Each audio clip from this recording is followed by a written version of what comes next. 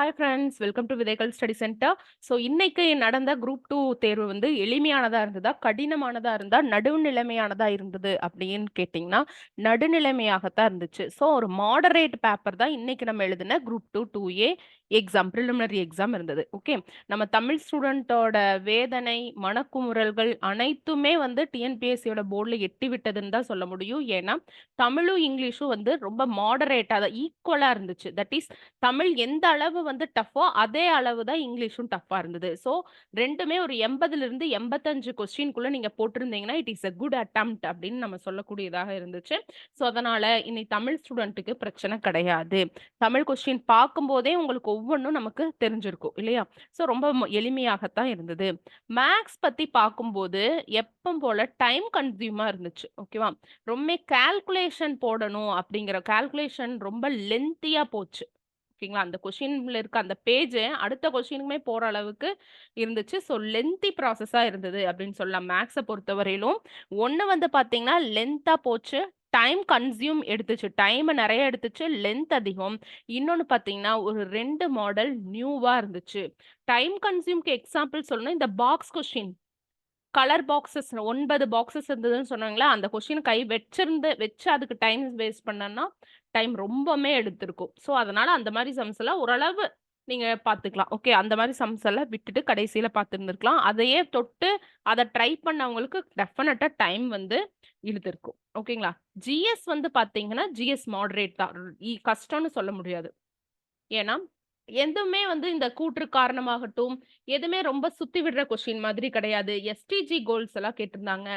Articles சம்மந்தமா ஒரே ஒரு கொஸ்டின் தான் கேட்டாங்க. அதுவும் நமக்கு ஈஸி. ஆர்டிகல் 280, 279 இந்த மாரி தான் வந்து கேட்டிருந்தாங்க.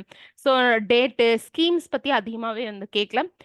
சில கேஸஸ் ரிலேட்டடான சம்ஸ் 2 ஃபெமிலியரான கேஸஸ் இல்லாம நமக்கு கேட்டிருந்தாங்க. வழக்குகள் வந்து ஃபெமிலியரா இல்லாதது கேட்டிருந்தாங்க. காலவரிசைப்படி அடுக்குக குரோனாலஜிக்கல் ஆர்டர்ல வந்து பார்த்தீங்கன்னா, கொஞ்சம் நுணுக்கமா கேட்டிருந்தாங்க. காந்தி, இர்வின் அதே மாரி சிட்டகாங் ஆயுத தாக்குதல்.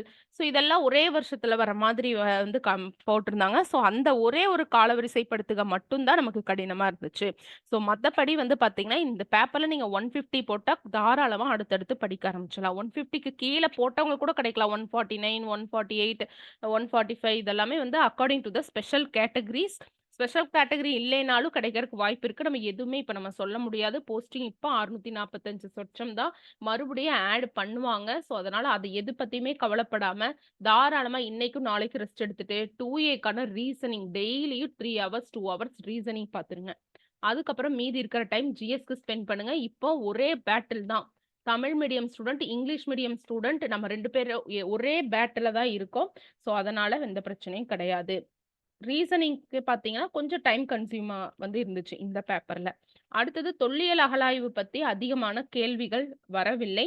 சங்க காலத்த பத்தி கொஞ்சம் கொஸ்டின்ஸ் வந்து டிஃபரண்டா கேட்டிருந்தாங்க. சங்ககாலம் ரிலேட்டடான கொஸ்டின்ஸ் வந்து இலக்கியங்கள்ல இருந்து கொஞ்சம் வித்தியாசமான கொஸ்டின் தான் வந்து இருந்துச்சு. அடுத்து திருக்குறள் கொஸ்டின்ஸ் வந்து ஈஸியான கொஸ்டினா தான் இருந்துச்சு. இதுல வந்து எந்த கஷ்டமும் இல்லாத மாரி இருந்துச்சு. மேத்ஸ் மட்டும் தான் கொஞ்சம் டைம் கன்சியூமிங் எல்லாம் கால்குலேஷன் போடுற மாதிரி இருந்துச்சு. 2க்கு மட்டும் நமக்கு என்னது மாடல் தெரியல. சயின்ஸ் ஆஸ் யூசுவல் நெறைய வந்து கெமிக்கல் ஃபார்முலாஸ் வந்து கேட்டிருந்தாங்க. ஒரு கொஸ்டின் கெமிக்கல் ஃபார்முலா வந்து வச்சு கேட்டிருந்தாங்க. ஸோ அவ்வளோதான். மின்காந்தங்கள் பிசிக்ஸ்ல பார்த்தீங்கன்னா, மின்காந்தங்கள் பத்தி கேட்டிருந்தாங்க. தமிழ்ல பார்த்தீங்கன்னா, புதுசா இந்த திருக்குறள், உரைவளம், நுண்பொருள் மாலை இது வந்து கொஞ்சம் டிஃபரெண்ட்டா கேட்டிருந்தாங்க.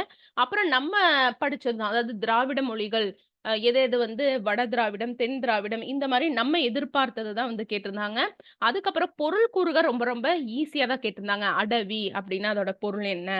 இந்த மாரி கேட்டிருந்தாங்க. அதே மாரி உவமை தொடர் ரொம்ப ஈஸியா கேட்டிருந்தாங்க. இடியோசை கேட்ட நாகம் போல. இது எல்லாமே பிரித்தெழுது, சேர்த்தெழுது எல்லாமே நமக்கு ஈஸியா இருந்துச்சு. எதிர்ச்சொல் இது எல்லாமே வந்து ஈஸியா தான் இருந்துச்சு. ஓகேவா?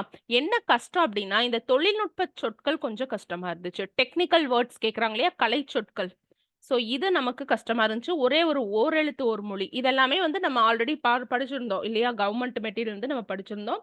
ஸோ இது வந்து அடுத்தது பார்த்தீங்கன்னா, ஒரு பேராகிராஃப் குடுத்து ஒரு 4 கொஸ்டின் கேட்பாங்க இல்லையா? அது கொஞ்சம் மைன்யூட்டா நல்லா கரெக்ட்டா படிச்சா மட்டும் தான் போடுற மாரி இருந்துச்சு. 1க்கு 2 டைம் அப்படியே அந்த வரிகள் எல்லாமே பேராகிராஃப்ல டைரக்ட்டா இல்லாத மாரி வந்துச்சு. ஸோ இலக்கணத்திலிருந்து ரொம்ப போகாம அவங்க கரெக்ட்டா கேட்டிருக்காங்க. இங்கிலீஷ் ஸ்டூடண்ட்ஸ கேட்டவரையிலும், இங்கிலீஷ் மீடியம் இங்கிலீஷ்ல எழுதுறவங்கள கேட்டவரையிலும், அவங்களுக்கும் டைம் கன்சியூம் ஆன மாரி தான் இருந்தது. தமிழ் எப்படி கன்சியூமோ, இங்கிலீஷும் அதே மாரி கன்சியூம் ஆன மாரி தான் இருந்துச்சு. ஸோ, டிஎன்பிஎஸ்சி இதே மாரி நீங்க கன்டின்யூ பண்ணா பிரச்சனை கிடையாது. இப்போ 2 தேர்வுக்கு கட் ஆஃப பத்தி நம்ம லேட்டர் நம்ம போடலாம். இத பத்தி நம்ம யோசிக்க வேண்டாம். அடுத்தது பார்த்தீங்கன்னா, நம்ம நைட் கிளாஸ் அட்டெண்ட் பண்ணவங்க இந்த வீடியோ பார்த்தீங்கன்னா, கீழ கமெண்ட் பண்ணுங்க. நம்ம நைட் கிளாஸ் நெறைய போட்டோம். அதிலிருந்து நெறைய கொஸ்டின் வந்து ரிப்பீட் ஆயிருக்கு. தட் இஸ் வந்து ரிஃப்ளெக்ட் ஆயிருக்கு. ஸோ, மறுபடியும் நம்ம மெயின்ஸுக்கும் அதே மாரி வைக்கலாமா? வேண்டாமாங்கிறத பத்தி நீங்க வந்து கமெண்ட் பண்ணுங்க. ஓகே. ஆக மொத்தம் அடுத்த ஸ்டெப் வைங்க. இதுலயே வந்து ஸ்ட்ரக் ஆயி நிக்க வேண்டாம். இதிலிருந்து நம்ம எப்படி ஜிஎஸ் கேட்டிருக்காங்க, மேத்ஸ் ரீசனிங் எப்படி கேட்டிருக்காங்க அப்படின்னு சொல்லி பார்த்துட்டு அடுத்த ஸ்டெப் நம்ம வைக்கலாம். 2 மெயின்ஸ்க்கு வந்து நீங்க டெய்லி ஒரு கொஸ்டின் வந்து ஃப்ரீயா எழுதி அப்லோட் பண்ணலாம். அத வந்து டெய்லியுமே கரெக்ஷன் பண்ணி ஃபீட்பேக் Zoomல வந்து ஒன் ஆன் ஒன் ஃபீட்பேக் நடந்துட்டு தான் இருக்கு. அந்த குரூப்போட டெலகிராம் இருக்கு. அது யாராவது லிங்க் இல்ல அப்படின்னு வேணும்னாலும் நீங்க இந்த நம்பருக்கு கேட்கலாம். ஓகே. நம்ம சிபிடி டெஸ்ட்டும் நம்ம போட போறோம். அக்டோபர் 4ல இருந்து கோர்ஸ் போக போது. ஸோ அதுக்கான அட்மிஷன் டீட்டெயிலுக்கும் இந்த நம்பருக்கு நீங்க கால் பண்ணி கேளுங்க. Thank you friends.